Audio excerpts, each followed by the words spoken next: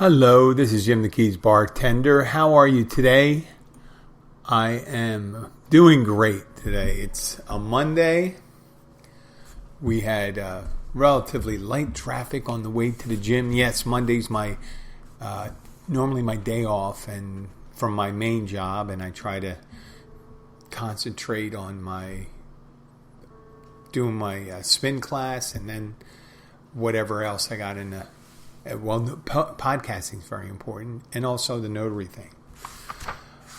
You know, a lot of times I've been trying to talk about different recipes and things like that for drinks. Since it's called the Keys Bartender, I throw that in every so often. But the trouble is, I'll go through it with you on posting on some postings on some sites, bartender sites. People will say, "What's in a gimlet?" And the other. And for me, it's different. A gimlet is normally either on the rocks or straight up. It's a variation on a martini, but it uses lime juice. And normally Rose's lime juice. I don't know if it was originally it could have been straight lime juice, citrus juice, and things like that, with a little simple syrup to make it, take that sourness off it. And Rose's lime juice has that kind of little sweetness to it. But that's all it is. I mean, that's the way it was when I was 40 years ago, when I started. Well, I didn't start bartending. 38 years ago when I started bartending. And now you post on the site, and someone did one, and they threw in triple sec. And like the curmudgeon that I am, I posted. I said that's a kamikaze. Which technically it was 40 years ago. Nowadays, a gimlet can have triple sec into it. But the original one was different. It was at least a perception. And I understand how that happens. There's a whole bunch of drinks out there that are different. The old-fashioned. People have a million different ways to make it. And you could call it classic or this. If you really want to know, you go to like an old bartending book and see how they made it. A lot of times they made things with egg whites in it and things like that. We wouldn't use nowadays because we know about salmonella and using raw eggs. And it was a different time when people made drinks there. There weren't as many, it was all variations of gin, vodka, bourbon, whiskey, and there was a couple other liqueurs like Galliano, Anisette, dark cream de cocoa, one cream de cocoa, some brandies, regular brandy, and things like that. An old-time bar, they didn't have a ton of different liquors. They had variations of different liquor, vodka, gin, bourbon, whiskey. But you didn't see originally with vodkas. Now that you can go and almost find any type of vodka that you want. Every flavor. Carrot vodka, beet vodka, mango vodka, caramel vodka. It's just, you think about it, if there's a niche, someone's going to try to fill it. And they're not always like the most popular one. I guess citrus vodka, after you get regular vodka, citrus vodka is number one. And then I'd have to go and say orange vodka. And then you have a whole bunch of other ones that are kind of like in fourth and fifth place. And it's all right. It's all right to have it different. Why argue over it? But the interesting thing about it is when someone orders one of these things, let's say a lemon drop. A lemon drop originally was chilled vodka in a shot with a lemon that was coated in sugar. And what you would do is you would lick the sugar, drink the vodka, and then suck on the lemon. That was a lemon drop. Nowadays, you order a lemon drop. That's not in an old tap room. That made a lot of sense if they had lemons. Not everyone had, they say, we don't use fruit, Well, you'd have to use oranges and cherries if you wanted to make an old-fashioned or traditional one. Olives and things like that. But nowadays, a lemon lemon drop is variations of citrus vodka or fresh lemon juice, simple syrup, a little, sometimes people put a little triple sec in there too, with a sugar rim on the glass, and a little vodka. Well, vodka. I went to vodka. A little lemon on the side. So there's all different ones, but the thing that really gets me sometimes is when people order drinks like espresso martinis. We give out a drink menu. And on the drink menu, it'll tell you what the ingredients are. Our particular one, and what a traditional espresso martini, traditional. Is there a traditional one? But because it's relatively new. It's vanilla vodka, Kahlua, and espresso. Someone may make it differently, obviously. And some people say, oh boy, this is kind of bitter or sweet. Why isn't it creamier? Well, some people put Baileys in it, or a chocolate liqueur that's creamy. It's so many different variations in an espresso martini. If you're not sure, you can ask your server, how did you make your... Well, it's on the menu. This is how we make it. This is how we make the key lime martini. And people say, well, I like mine creamier. Just say it. Just say it. If you were saying the bar I go to, the Cosmos are made with orange vodka. Say it. Just tell them and say, listen, can I have the Cosmopolitan made with orange vodka, mandarin orange vodka, whatever vodka if they have. And you say, well, I'd like to have an orange slice on the edge instead of a lime. And maybe a splash of orange juice instead of lime juice, or fresh squeezed orange juice in there. That can be done. All that has to be is spoken before. You don't have to get into that thing with the bartender says, well, that's not how it's made. Well, that's not how it's made there. It's easy to say, listen, I understand you have a way of making it. Can you make it this way? I prefer the taste. Easy. Just do it. Well, yesterday, we were closed at the restaurant for a funeral. One of our regulars, several months ago, 2 months ago to be exact, I think right before Thanksgiving, by the name of Bob. He was a local celebrity here, I have to say. He was a fishing captain for years, and he was retired. And he used to stop in the bar all the time that I worked at. And Bob always told stories about, he would love telling stories about growing up in North Carolina, about his time when he worked for Club Med, about his parents, his sisters, about his niece and nephews. He went in depth, and he talked about growing up in North Carolina. And he would always pop up with trivia. And if he asked me, do you know where that is? I said, I imagine it's someplace in North Carolina, because every question floated around North Carolina. But it would be like, well, is it a university in North Carolina? Whatever the question was, is it a town in North Carolina? It's, is it Winston-Salem? He grew up in Winston-Salem, I think. Winston-Salem, North Carolina. And his parents, he came from a very accomplished family. Both of his parents were physicians. And Bob was 68, so his parents were, the mom got a degree and became a doctor at a time where very few women were physicians, especially in the South. And Bob was a child of the Old South. I mean, he had housekeepers and things like that. Now, when you hear that, an older white guy passing away, and he starts telling his stories and things like that, you think you might hear some things that are less than inclusive. Well, Bob was very progressive. He was political firebrand, very progressive guy, not conservative, very keen on civil rights and things like that. And you see that on the really well-educated South, that it wasn't always, when you think about the South in the 50s and the 60s, not everyone there was reticent to give rights to our African American citizens.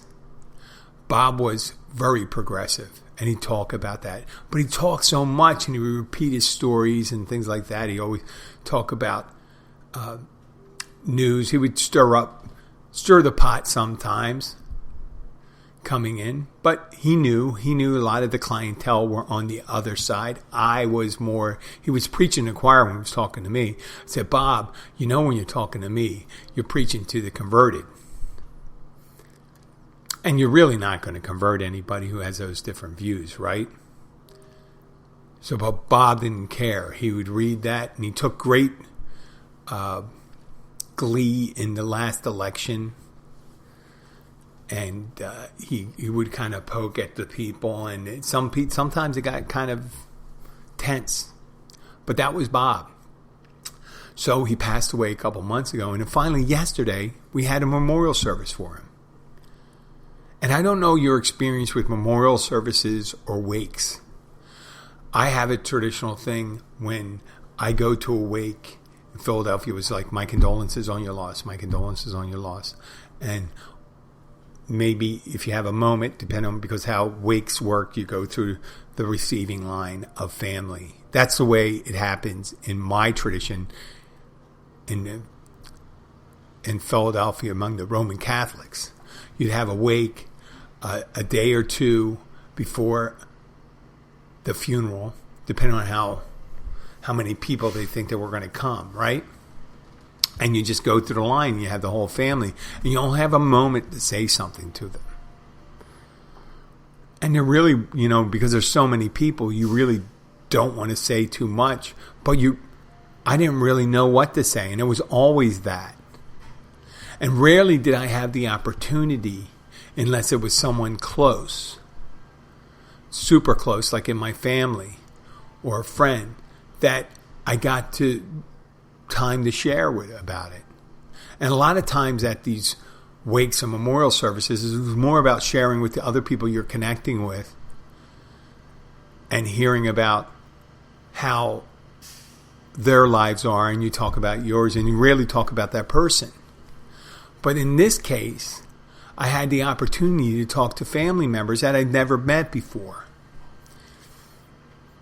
And I was able to share with them the stories that he told me about growing up. I didn't tell them the stories. They knew the stories already, but I told them how proud he was of his family, about their accomplishments, about how happy he was growing up as a child, how much he loved his sisters and his parents, and how proud he was of his niece and nephews. And one time he did bring a nephew in with this nephew's son. And you could see that he really took glee in association with these people. And I was able to share that one. It's rarely do you have that opportunity. And then also, the memorial, we're in Key Largo, and it's not unusual. It was outside on his front lawn of his house, the memorial service. And they had a table, refreshments and food. Liquid refreshments and food. And we're standing near the food. And I'm talking to the family members and things like that. And at one point, the conversation went to his how much he liked the trees that he had around. And he had one called a frangipani. And I had a story to share with them. During the shutdown, and when the Keys were when we had our little blockade up front where they would stop anybody but locals and business people from, people that had legitimate business from coming into the Keys. And that was for 2-3 months. And during that time, the wife and I, because the gym was closed, we started riding our bikes around and things like that and trying to work out at home. I didn't work out much. My God. How I've realized, and I don't want to diverge from my topic of Bob, but it was amazing how quickly you can get out of shape at that age. Well, we were riding our bikes, and we were riding our bike down Bob's Street, And Bob was out front kind of working on his lawn. And we stopped and said hello. And Bob always thought my wife and my wife's sister, who lives down here also, he thought they were very attractive, and he always talk about that. And he always asked us, "What are you doing with Jim?" Blah, blah, blah, blah, blah, and stuff like that. But Bob was very charming. He loved the ladies. He certainly loved attractive ladies. And Bob loved he would always introduce the fact that he spoke French fluently. And he was very good. He did speak French fluently. A part of it was that he worked at Club Med when he was younger. And he was at one time, he was married to a French flight attendant. Michelle, I think her name was. Yes, Michelle. And we were riding by, saw Bob outside. We stopped and he was talking, and all of a sudden, and the wife said, "Boy, can we get a clipping of one of those trees?" And he would say, "Oh, sure." So I was able to share with them the connection that we had with Bob, because I can look outside my window right now and I'm looking at the variety of this frangipani, and it's growing outside my window. There's two of the progeny from the tree. I guess that's what you would call it, because it's from the original tree. So the first tree is the parent tree, and the one that we have is and that is something I said, oh, we do have a reminder of Bob to look at. And I told him, I said, yeah, the beautiful trees. And we were looking at a frangipani. Actually, if you don't care for it a lot, it's more bush-like. It's low, squat, and the branches go out right away from the bottom. But Bob spent a lot of time pruning, so his came more tree-like. And these trees, several times a year, they bloom, and they have these beautiful orchid-like blooms. And then whenever they come up now, we just can think about Bob. We also have, there's also plants. We have a plant that we have put a little bit of the cremated remains of another loved one in the family here, so we can see that plant thrive. And that is a big outside plant that we have. It's a potted plant. We want to make sure we have it so we can move with it if we had to. We don't want to have it just in the ground and leave it there. But it was one of the few times when I left a wake or a memorial service where I felt much lighter afterwards than I did before. Normally it felt like okay, especially memorial service, because there's some time in between. It's not immediate. And I understand that. Lots of times before, I've been to previous memorial services and I wonder why do they wait that time? And I think they wait that time because it definitely becomes a celebration of life. Because the grieving has been done. I mean, there's always never, depending on how close you are, you're never really done grieving or experiencing loss. But the more time you have between, you start thinking about how much you really were impacted and how much you really enjoyed that person. And I know, I'm talking about a memorial service, but it was the high point of the day. And it was a pretty good day yesterday. I think that's saying a lot. Okay, on a much lighter note, but I think that was a lighter note too, Happy memorial service, right? My daughter was hanging out with friends yesterday. And she's 15 years old, and she's had actually young men who were friends over before, but she really never pointed out to anybody like a boyfriend yet. And I told her, I said, that's good, not that you don't have a boyfriend, because I haven't had that. And she goes, I haven't had that knock and intro, the meet and greet. And she goes, what do you mean? Oh, the meet and greet. When you I don't know if I told you this, but if you start dating someone, this is all I ask is that they're good guys. They treat you well. That was my main thing. I want them to be good guys and they treat you well and be polite. That's it. They can be wacky, this, that. They would just be kind to you. And if they're kind to you, generally they're kind to other people. I don't want to, I'm a smart ass, but I'm kind. I think I'm kind. I'm pretty sure I'm kind. I know it's speaking too long about that. But I told her, I said, this is how it's going to go. It's not going to be beep, beep, and then you go out the door. If that's the date, I want to hear this. And then that's what I want to hear. If they come by, if you're not meeting them at the door. Okay? And then I want to say, hi, my name is, insert your name. Bradley, Whitney, Eli. I'm trying to think of those current names. Brandon, Billingsley. Some the names. Everyone gives every so often people is named like a billionaire's child. And you say, well, what's your dad do for a living? And he goes, oh, he's a fisherman. Oh, really, Billingsley? That's your name? He says, okay. No, but I don't want to hear that. And a handshake, a nice handshake. Hi, I'm so.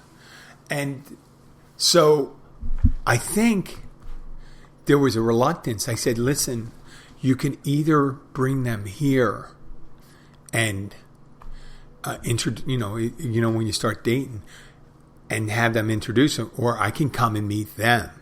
And she goes, what do you mean? Oh, I can come to the school or I can go to their house. And she goes, what? I said, yeah, I can come to the school, wait outside the school, look for you, then find them.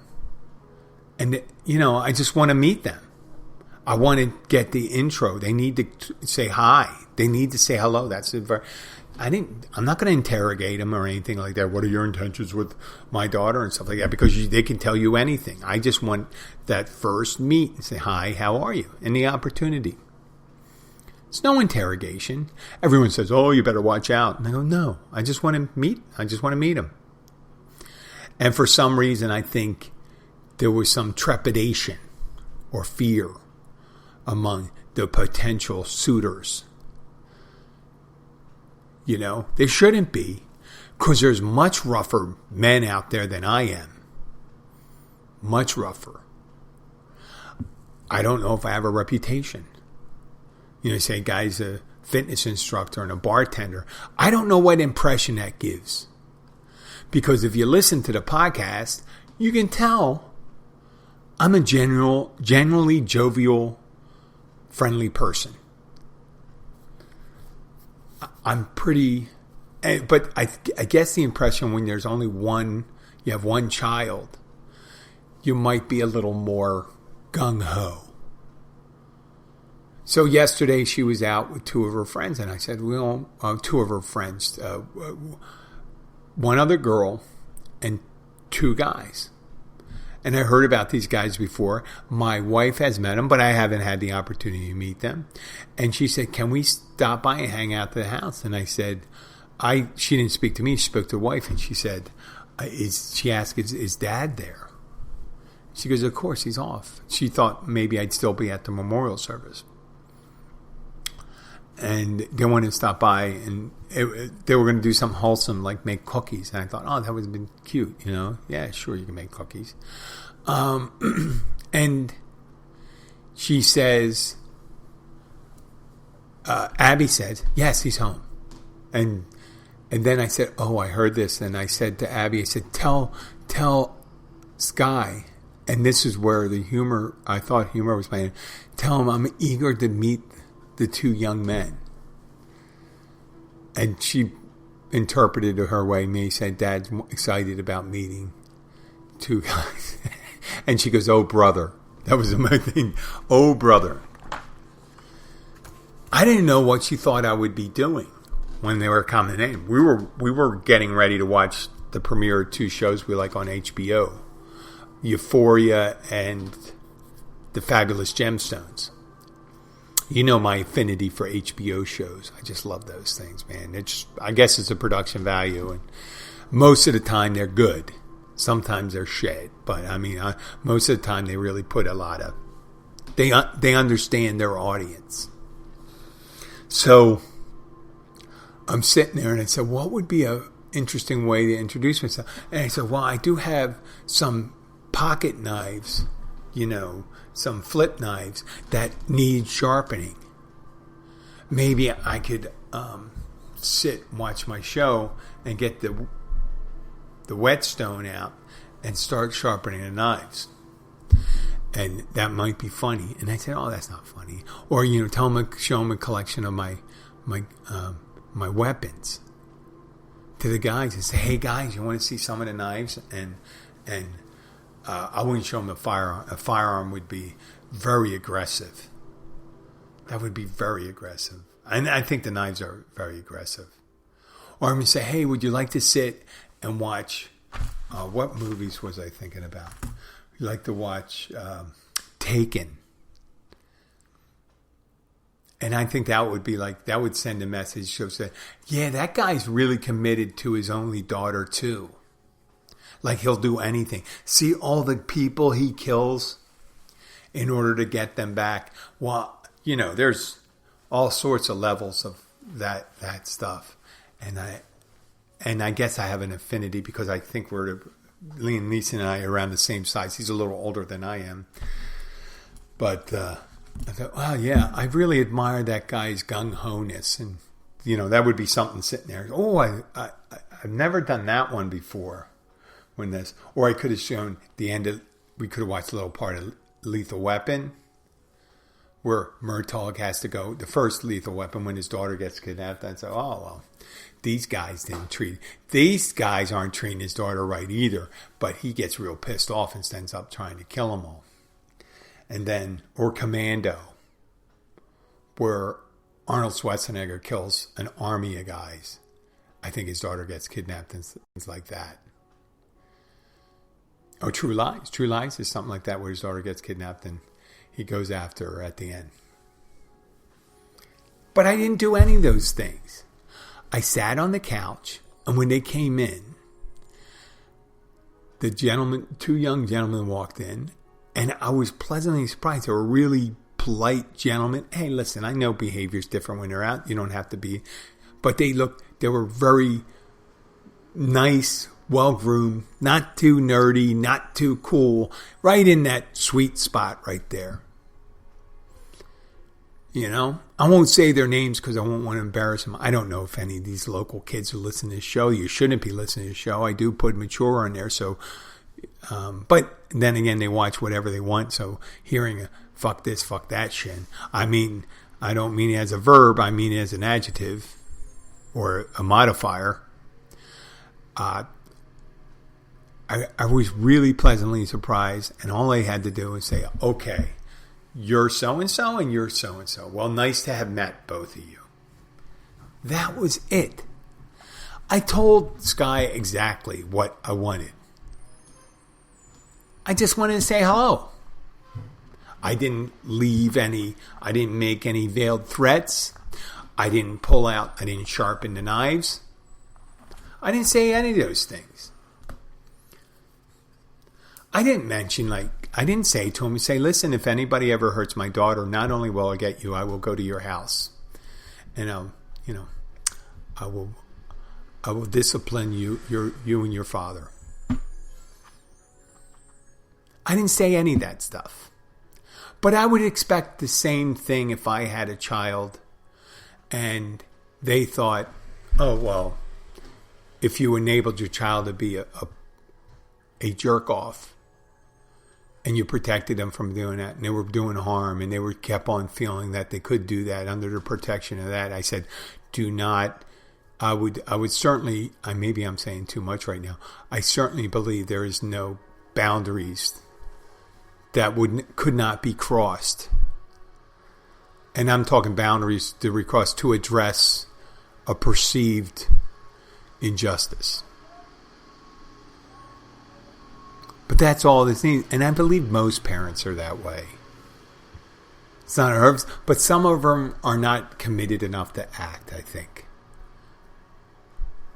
Some of them are more committed to act. And some people seem like they may be more committed to do the action. They're saying, this guy, I get the impression that this guy doesn't sit back when he has that. And that's the impression I want to give to people. It's always that impression. I don't want the impression that people say he's not a nice guy, he's not friendly, he's not accepting, and all that stuff. And I know legitimately sometimes guys go out with girls and they break the girl's heart, and it's not necessarily anything they do other than not be into them anymore. That's legitimate. That's no reason to get angry over. All I thought in my head is to say, I just want you to meet me to see my face, because I think sometimes you don't appreciate that there's people that care about someone. I think it's important. And that's why I think it's a shame. That's why I think it's important for parents to be around. So you can see people that are willing to be proponents for the safety and well-being of their children. And in some cases, depending on the situation, that could be a very aggressive proponent of your child's safety in there. As long as they're not doing wrong, and there should be no difficulties in that. There should never be you don't have to worry about anything. Really, I don't have to tell anything. There's always the hint of that. Isn't there? There is always the hint that life will not be so nice for you if you do something tremendously wrong outside the boundaries of polite society. And I'm not one to sit back and watch that happen. As I expect you not to, if someone did something to someone you care about. So I don't have to have those conversations, because I have those conversations with you. And if they listen, fine. If they don't listen, they think they're cool and all that stuff, that's fine too. That's fine too. Some people live their life doing what they do and feel free to do the things they do until they run up against someone that's not willing to accept what they do. And that's the only impression I want to give someone, is say, listen, you try to live a good life, and every time people get in an argument, that's not the same. I'm not talking about being in an argument. I'm not talking about breaking up with someone. I'm talking about really hurting someone, doing something wrong. I think it calls it mens rea, or tort law. It's a wrongful act. A wrongful act. And a wrongful act is not just falling out of love with someone and falling in love with someone else, or dating someone. So that's not a wrongful act. That's just life. I mentioned to my daughter and said, listen, very rarely, it's not impossible, but very rarely is the person you meet in high school the person that you love when you're 30 or 40. And I've done that. I said, listen, I was in my 30s. And when I got in my 40s, it was not the same person. So just be prepared for that. Think about it. Keep it in the back of your mind. I know it's almost impossible because you have no perspective. But, the person that you like today will not be the person that you like next year, or the year after, or when you go to college, or when you leave college. It's amazing. It's an intense feeling and stuff like that. And I just want to impart that. I don't mean to sound like a brutal dad. And I know sometimes the guys can be the victims too. The guys can do it. And I do say this guy, you got to be easy on the people that care about you. Sometimes you got to be really careful. Some people are sensitive. You got to watch out. You don't want to hurt a sensitive person. You really don't, because they feel it particularly harsh. and I expect you to be polite and nice. Okay. That's pretty much it. That's a kind of a sad, that's more of a downer. Me talking about running into these potential suitors. And I don't know if they're potential suitors. I may get in trouble for saying that. I may get in trouble for my daughter and she'll say, why do you talk about this? Well, I didn't mention the guys. And the only reason they say it is because you tell everyone that maybe you shouldn't mention that part. You say, listen, you know if something happens. You know if it's a big event, like a prom. I'm going to talk about the prom. Or mention your first dinner date. I'm not going to necessarily say who it is. But anyway, hey, listen, I wouldn't do that to someone unless I have to do it to someone. But we'll leave that for later. Who knows what happens, what the future will bring. I'd like to thank you for listening. This is the first show. I think I may have done 6 shows last week. I'm not exactly sure. No, we did Monday, Tuesday, Wednesday, Thursday, Friday, Saturday, Sunday. I think I may have done one every day. I'd like to thank you for listening. We're still on track for 1 million downloads this year. I'm not saying we're on track, because if we're on track, that would be approximately, so 3,000, a little under 3,000 downloads a day. And that would be great. That would be great, but I don't know if I don't know what people stream and what they download. I think we only track downloads right now. So I just picked the number 1 million, and I'm still focusing on 1 million. I'm visualizing what 1 million downloads would like, and what the show would be like if we get. It would change everything. It would change anything. I would have a producer. I would get a producer, someone hands the sign, and they would be the co-host too. And then we'd bring other people in. I don't know. That would change the nature of it. Maybe just the producer. And then we do guests. And maybe split it up. Who knows? But thank you for listening. I don't want to drag this on too long. I'm going to sign off. Have a great day. Bye.